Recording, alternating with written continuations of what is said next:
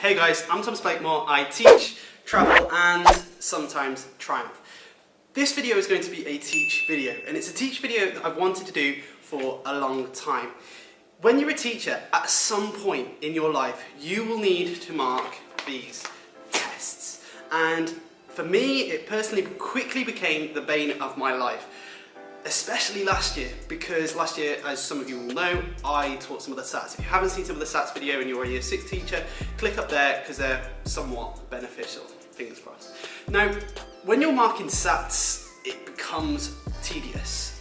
It takes such a long time to sit with 30, sometimes 60, I think one day I even did 90, that was really brave, but it takes a long time.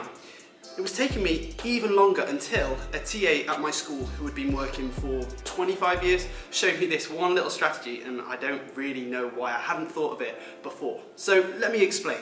I wanted to show you with some of these papers. I'm now a year 2 teacher, which makes marking tests that little bit easier.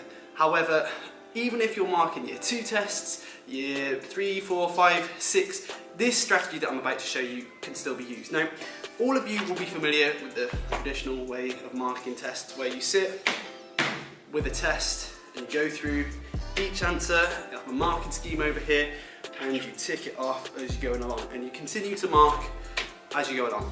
Now, this takes a long time. However, I will say there is one pro to it, and that's that it's child specific. I can't say that word. Specific? That one.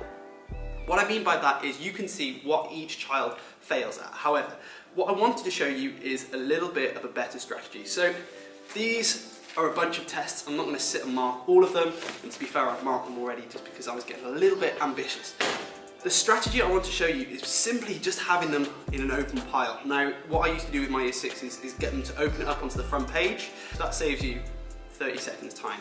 Now, the reason I'm making this video is if I can save you 30 seconds here, a minute there, maybe 5 minutes there, that is time that you can have back to do whatever you want with, whether that's to do a little bit more work or actually just have your own time. That's the purpose of this channel, and it's something that I highly believe in. So if you're into that, subscribe, and I'm sure to make more tips in the future. So I want to show you the strategy. I'm sure you probably can't see what I'm doing at the moment, but I haven't got the mark scheme, so you wouldn't be able to check whether I'm marking it right or wrong. Anyway, these are already marked, but this is the strategy that I use.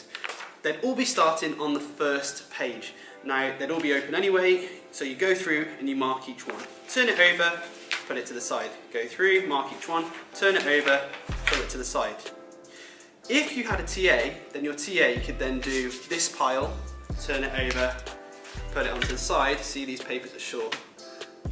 And then you would then have something really quick to mark.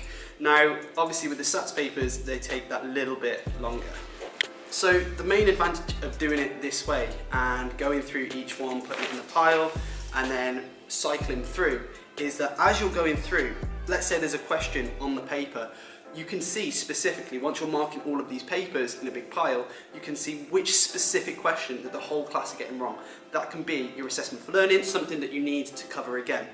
Now, there are negatives of using this. One of the negatives is that you can't really remember what specific children are doing wrong. However, to combat that, one of the things I used to do is if something really shocked me where there was specifically low marks, and you start to learn handwriting as you teach anyway, then I would just flick back, see what the name was, and then, right, I know it's that person, you can have a word. But also, going through each test that you do with the children is such an important thing to do, because that way the children can see what it is that they've got wrong and then learn from that. Ultimately, I'm not a huge fan of tests. However, these things are things that you have to do in schools at the moment. Now, am I a big fan?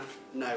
But I want to try and save you guys as much time as possible so that you're not spending it marking tests. You can spend it with your families, friends, whoever. Okay guys, so that is the end of the video. Hopefully you've learned something from this video. If you already knew this strategy, then I apologise. I want to make your lives easier. So if you've enjoyed the video, make sure to subscribe down in the corner, and if you enjoy my teaching videos, then you can feel free to click up here in the corner and make regular teaching videos, travel videos and general videos. So feel free to watch them. I'll see you in the next one guys. I'm out.